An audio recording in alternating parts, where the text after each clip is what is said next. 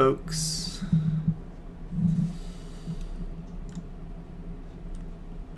Switch this to regular cam view.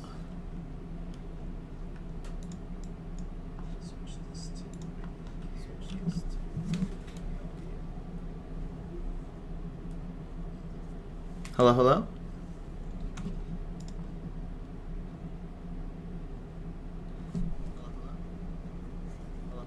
Can hear myself. Can't hear you.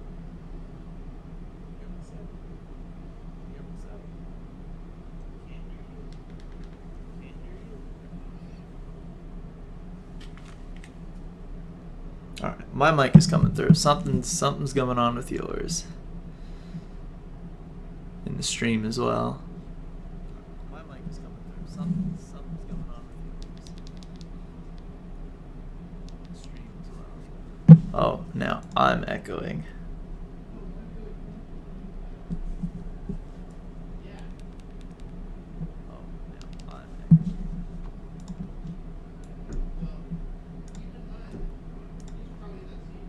Oh, that's why. Sorry. Had my YouTube volume on.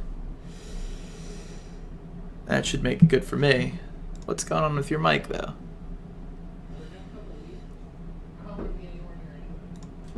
Nope.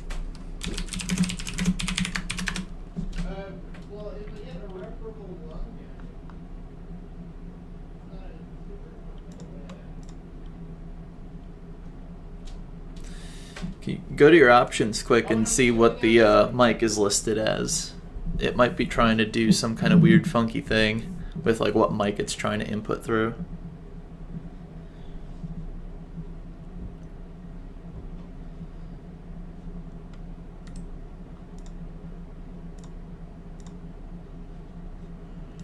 Sorry folks, hang on for just a minute as we try and get everything working here. Today is going to be a shorter lesson. We're going to finish up the stream life cycle completely. There's really not too much, just talking about some of the different forms, how it goes from being a straighter stream to a much more curvy stream, and the different ways that we kind of categorize them based on that. But we're going to see if we can get Astro in before we do that. Still can't hear you.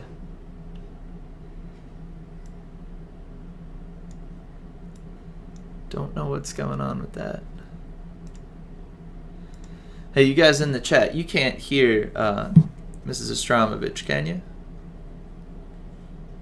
You can hear me, but you can't hear her, correct?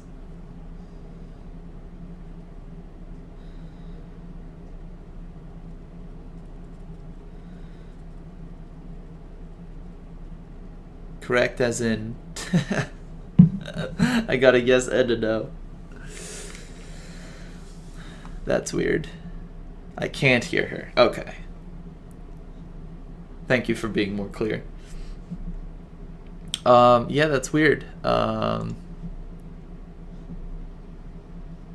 I think maybe I got it. Hold on. I got it. I know what's going on here. I think. Testing, testing. Can you hear me now? Yes, we can. It was something on my end. I plugged into my headphones and it was throwing your audio out to a dead channel. All right, cool. Okay. It was me all along. Yay. I'm here. Hi, everyone. Folks, streaming is tough. We're figuring it out as we go. Yeah. But anyway, howdy. Welcome to this gray and kind of blah day. I hope everyone got a chance to go outside yesterday. Yesterday was gorgeous. Were you outside yesterday, Astro? I was outside yesterday. We spent the day cleaning out our shed, so that was fun. Okay. I mean... Not really, but...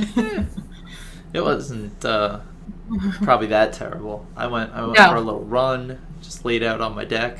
It was pretty cool. So hopefully you guys are getting some fresh air. You know, try not to stay too cooped up. Maybe go outside, read a book, something nice.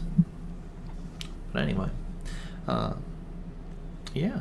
So like I said before, we'll get started with this. It's going to be really, really short this week since different people started at different places with their review, and then all the Earth classes are going to be kind of going into the next part, which is Surface Processes 2 altogether. So we covered a lot in the first 2 weeks that we were doing this, or 1 week, I guess.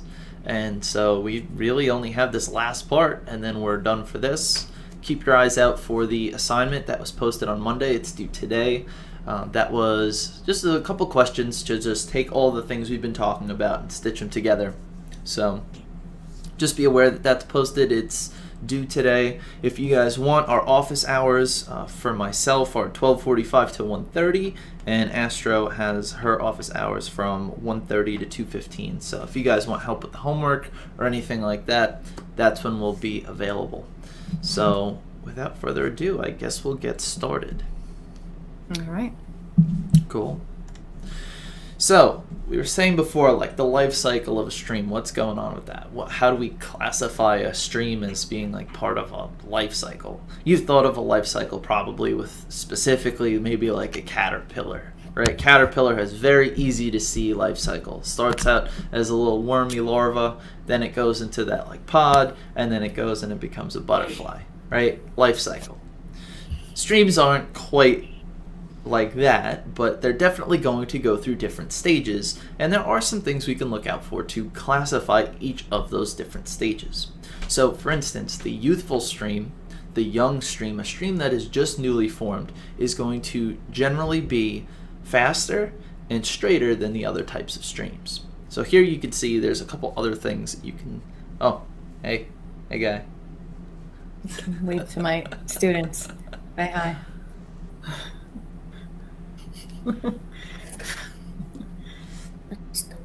Yeah.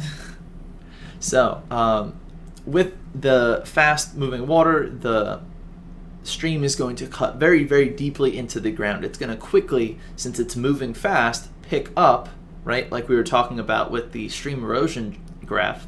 It's going to be picking up a lot of any of that loose sediment and throwing it downstream. So it's going to be eating away at the land very quickly. This also goes with the second word, or the first two things under there. It's going to be very V-shaped since it's going to be clawing away at that land, and we call that down cutting. It's not going to be eating at the banks and becoming wide. It's going to be eating down. It's going to be clawing out that downward surface, so that's why we call it down cutting. Again, swift water, meaning it's moving fast. It's going to be on a steeper gradient since it's new and has not had a chance to kind of make its way to flatter ground, and here erosion is dominant. It should say dominant. The picture's kind of cutting off that word. So that's kind of all the things going on with a youthful stream. It's very fast. It's going to be moving a lot of sediment, and generally it'll be on a steeper gradient, a steeper hillside or mountainside. Yeah, that should be dominant.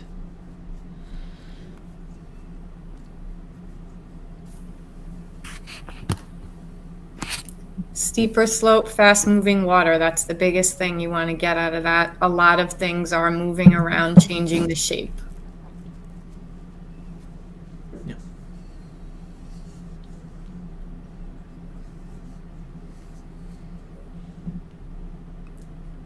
So again, that is a very new stream. These can form from just the land shifting, and then maybe water enters a new area that it hadn't gone to before.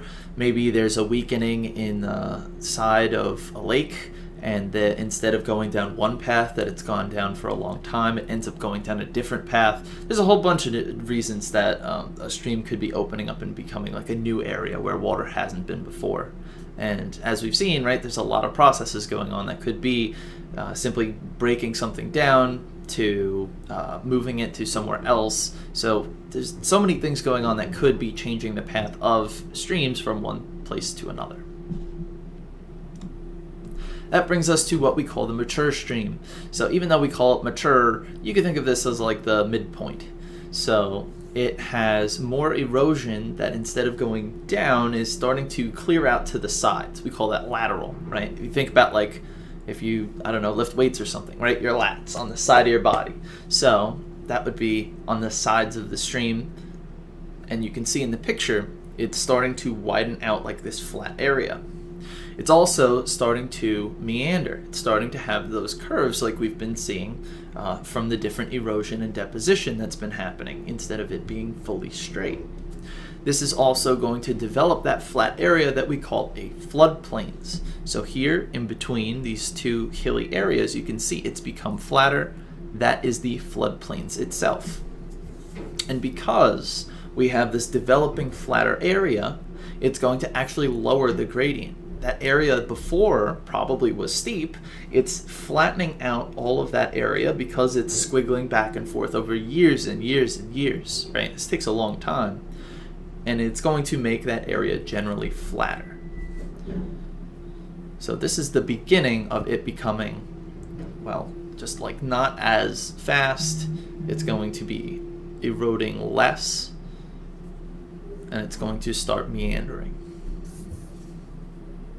Yeah, you do. You definitely see oxbows and things. Yep.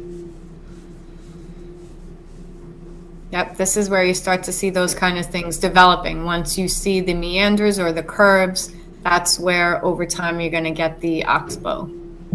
Also, I apologize if you can hear construction. There's some stuff going on outside my house, so apologies. All right, and that brings us to the last stage, the old stream. This is going to be what you primarily think of as like the lazy river. This is going to have a really, really wide floodplain, which you can see in the picture, right? The hills are all the way out. This has meandered for, a really, really long time. This is like hundreds of years of this river going through and flattening out that area. So it's going to be really low velocity, right? It's just going to be casually making its way. It's really low gradient, which makes it low velocity, right? It's not going down a very steep area. It's flattened that whole area out, that floodplain. It's going to have really, really wide bends, and it's going to have a lot of those oxbow lakes because it's been bending and, going back and forth between bends and straightening, bends and straightening. And so here, once it hits this old age stream, you have this balance. So in the beginning, you had more erosion than you did deposition. And over time, as the floodplain gets wider, as the meanders get wider, you start to have more of a balance between those two things. So here, at the pinnacle old age stream, you have just a complete balance between, because it's so slow, the outside getting eroded and the inside getting sediment deposited onto it. So you have this total balance of the system where it's not going to be digging in quite so much as it is just taking it from one side, pushing it to the other, and back and forth and back and forth.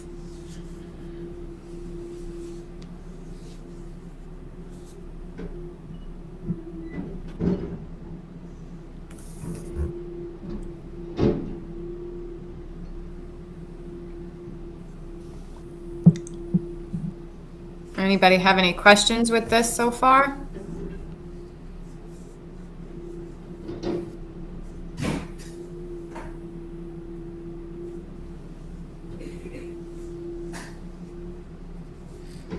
Okay. All right.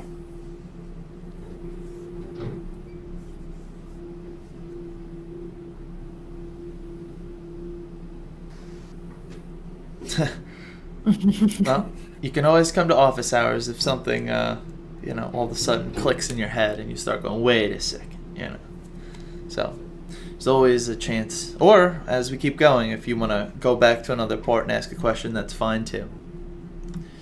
All right, so that brings us to a few of the definitions. Two of these we've seen already, two we haven't. So we have the meander, which is the inside curve of a river. That is like the actual definition of the word meander. So if it's meandering, it's curving, but the meander itself, like if they say, what's going on in the meander, that's the inside curve. We've talked about Oxbow Lake already, which is that cutoff section from it meandering and then being so meandering that it gets cut off by a straighter flow. But the two new words we have are delta and alluvial fan. So a delta is a deposit of sediment formed at the mouth of a river. So the mouth is where it spills out into a lake or into a different body of water like the ocean or sea. So we were looking at deltas, or we were looking at where deposition was happening on Monday, where you had the river that was entering into that lake, and we saw that the big stuff dropped off first, and then smaller going out. Well, that would, over time, form a delta. That is the deposit that's forming where that river is entering into a lake. And the same thing is happening with an alluvial fan. The only difference is that instead of it being like in to a body of water, it says that it's a deposit of sediment formed where the velocity of a river slows as it flows out of the mountains onto the flatland. So if you've got some really fast moving water coming down a mountain and it kind of flattens out to a lazy river really quickly, you're going to have a lot of stuff fall very quickly. So you might get like larger cobbles, you might get some maybe even just really coarse sand, things like that that might immediately deposit there as it then channels into this smaller river. So they're very similar. They both have to do with a drop in velocity and things are being deposited there. It's just the delta is going into water, and the alluvial fan is just like a quick stop for the river. It's going to lose speed really quick, but it's going to continue on.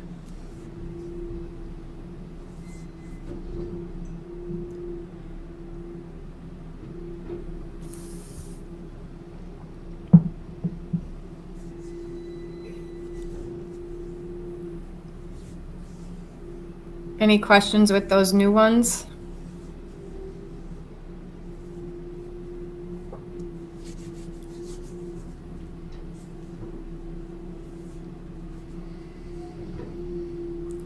Not done yet.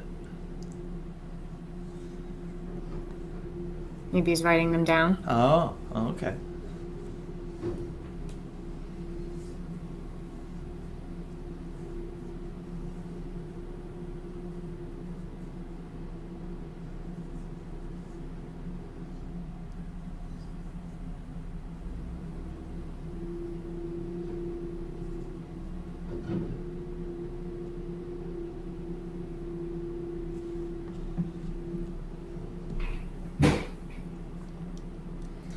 As a last note here, we've got in this little star, it says the longer a sediment is transported by water, the smaller and rounder it becomes. So think about that. The longer a sediment is transported by water, so the longer it goes through the stream, the smaller and rounder it becomes. Why?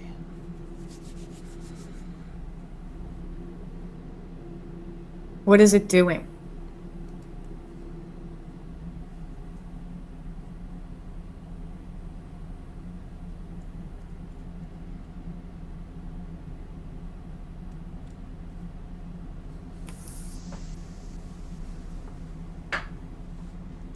Okay, that is erosion, that is true, it is being transported, but why would that make, like, let's say you just have like a pebble, right? You have a pebble that's going to go through the water, it's being transported for, I don't know, a couple days. Why would that, compared to one that's gone through a couple months, the one that's been through months down a whole bunch of this river, why would that one be smaller and rounder?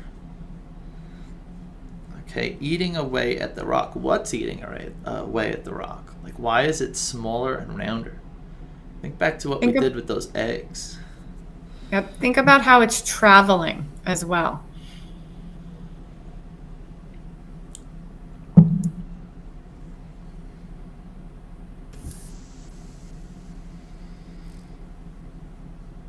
Cordelia, let's use a different word other than eating away. See if you could think of a different way to describe it.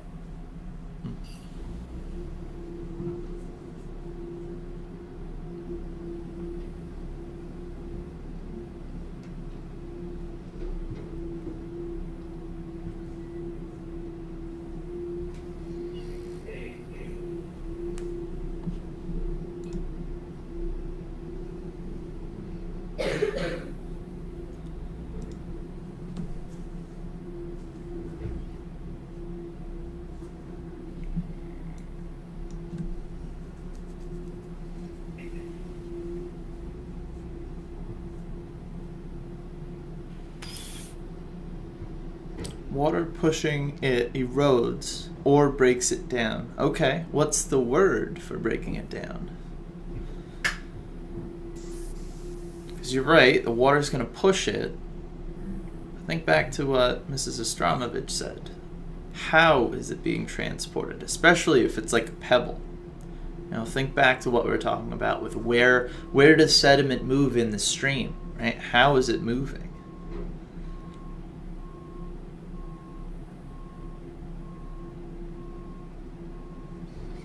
Think about too, like the action that it's taking as it's moving.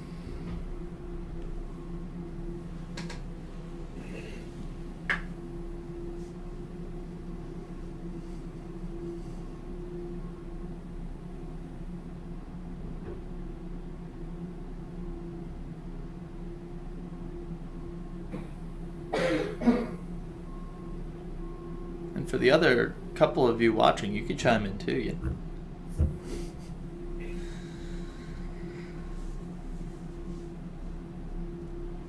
Okay, so velocity, it's moving quickly or moving slowly.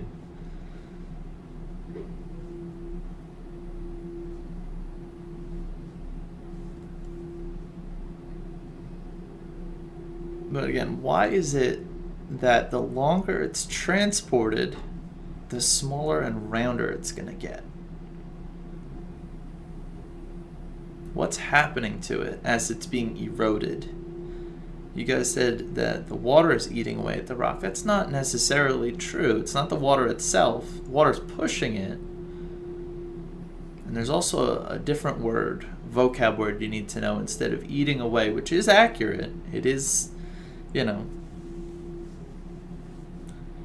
breaking it down, but what's the word for that?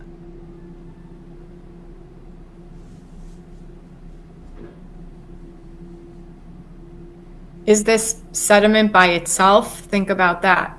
Are there other things around it?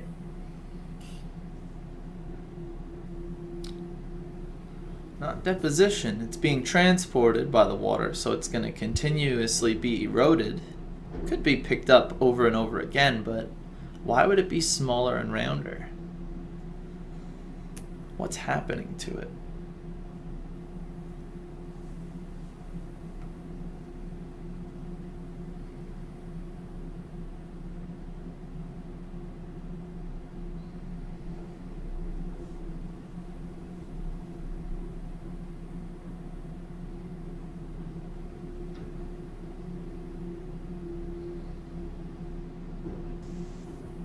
Okay, weathering. That's definitely one of the words we were looking for. Okay, so it is somehow being broken down, which would be weathering.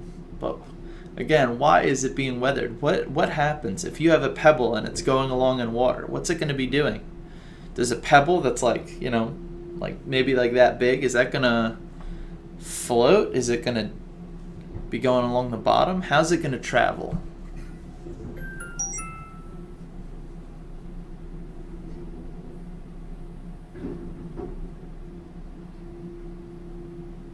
Maybe this will help you guys.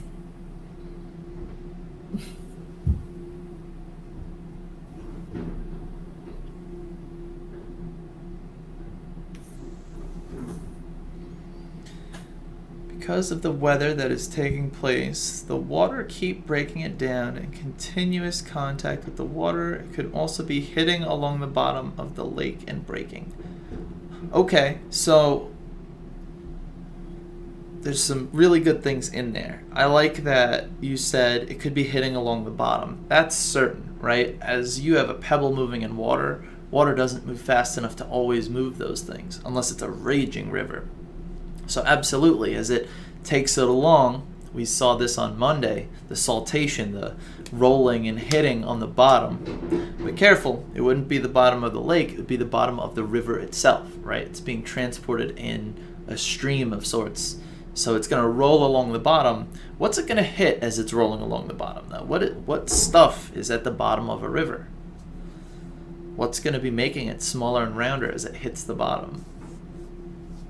Right, remember a couple minutes ago I said, is that sediment by itself? Are there other things there?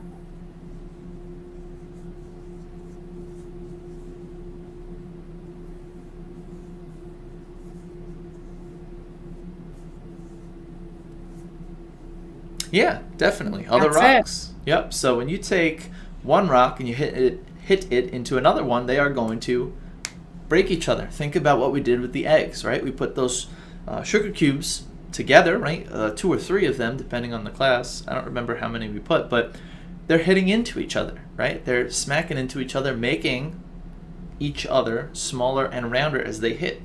So as sediment is being transported in a stream, in a river, depending on how fast it's going and what it's transporting, it's going to be throwing that stuff against other sediment, and it's going to make them all, well, less angular, so rounder, and also it's going to be breaking them. It's going to be making them smaller.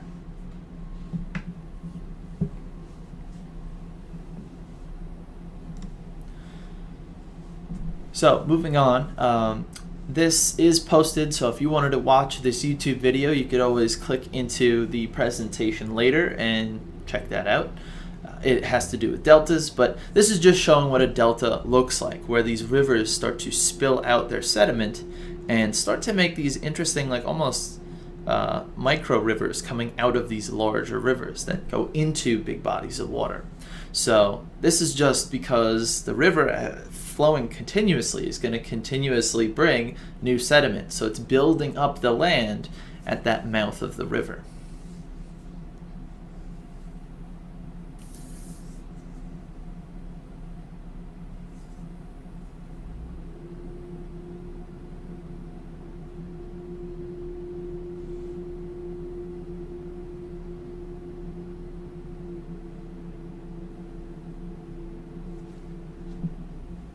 So that brings us to the alluvial fan, which is, again, you got this fast moving stream. It deposits this huge fan of sediment as the channel continues on through.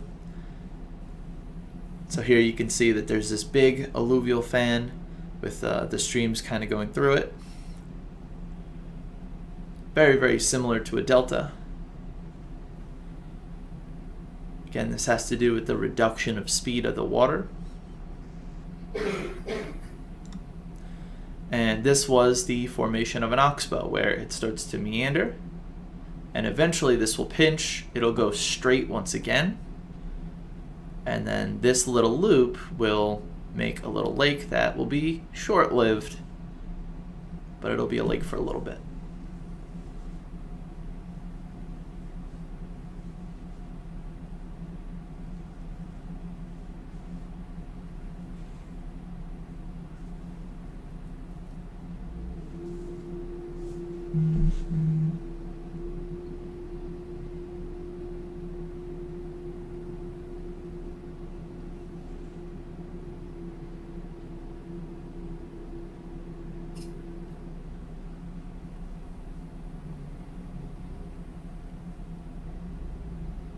Everybody okay so far?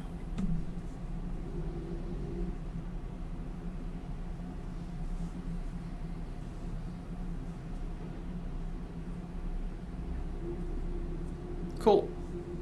All right, so the last thing for just talking about these things was what we just mentioned before, right? That the longer you have sediment in a stream, the less angular and the more rounded it becomes. So this is just a picture showing you what that would look like, where newly broken rock usually has these funky angles. They can be quite sharp.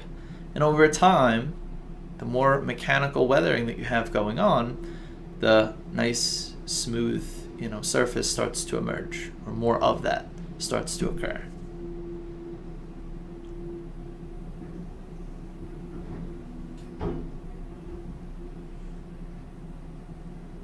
And that's pretty much it for Surface 1. I think this was a list of like the big ideas.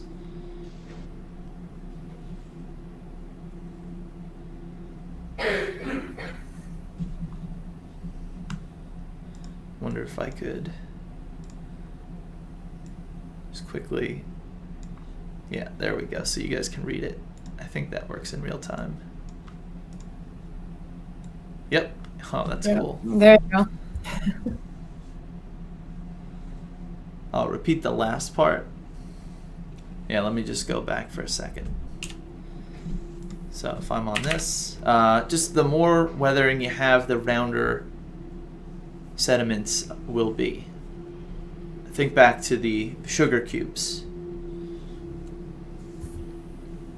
Right, you started out with cubes, which were very angular, right, with the sharp corners, and over time, they became round because they were undergoing more weathering, right? Every time you did a new 20 shakes, or for those of you who decided to do 20, 40, 60, 80, 100, they became more round, right? Every single new trial, you lost some of that outer coating, but it was taking out the angles first.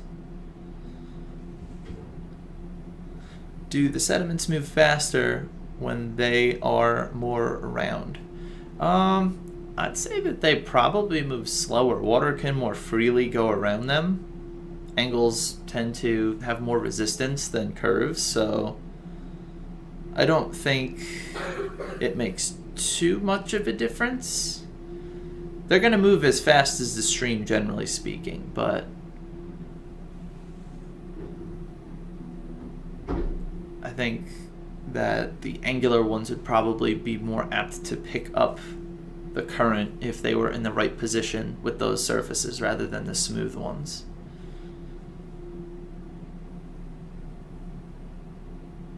Right, the smooth ones are probably going to be a little more aerodynamic, for lack of a better way to describe it, because like Mr. Duprez said, the water's just going to kind of roll right over it. Would that be hydrodynamic? I never thought of that before. Is that a word? Maybe. I don't know. Maybe we just made it up. I'm going to Google it. I have never thought of that. Definition of hydrodynamics. Huh, yeah, that's a thing. All right. So is that what it's called then? I Hydrodynamic? guess. I've never heard anybody say that. That's kind of funny. Alright, so let me open up the YouTube window again. There we go. Yeah, so here's just a list of like the big idea concepts.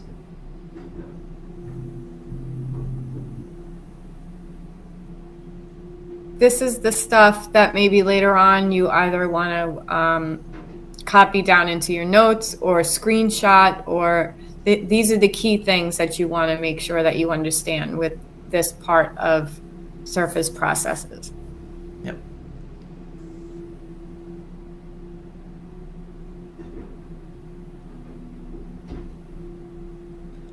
So looking over this, if you guys have any questions, let us know. But that's really it for today.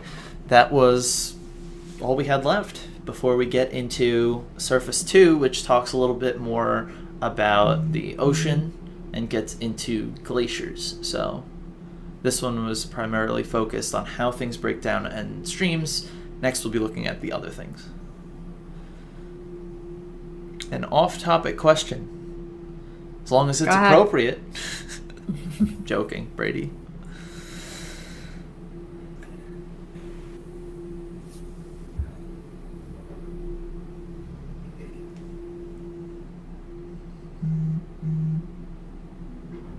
Are honking parades illegal? As far as I know, and I don't know exactly what you mean, but are you talking about like if you were to get a row of cars and just honk through neighborhoods?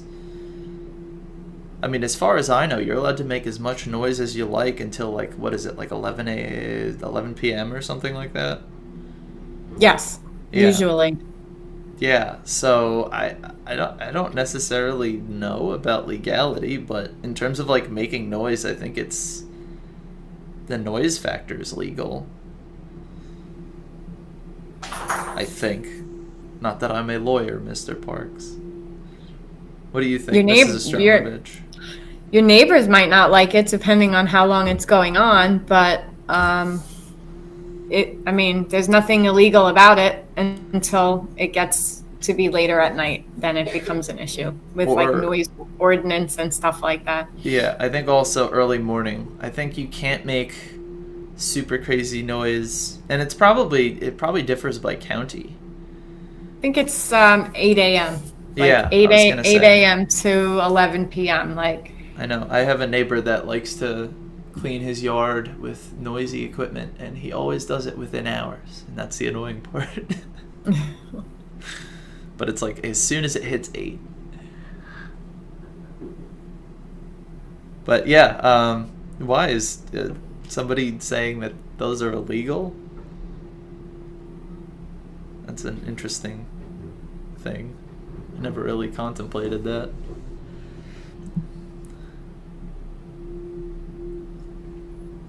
I should change the name of the video. Finishing streams and also honking parades. Just wondering. Yeah, okay. Fair enough, Mr. Parks.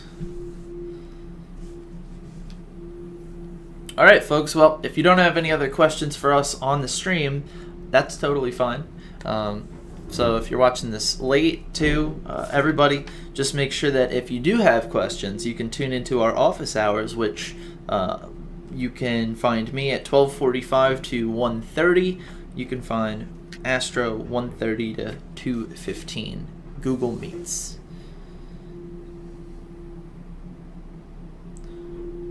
Are we going to have another Google questions? We will have another assignment posted later today. It'll be due on Monday. We're going to have it so that no matter what assignment you have, you always get like one office hour with somebody, just in case you had questions to wrap it up. So you'll have a little bit of a longer assignment this week, but it's not posted yet. It'll be posted like later today.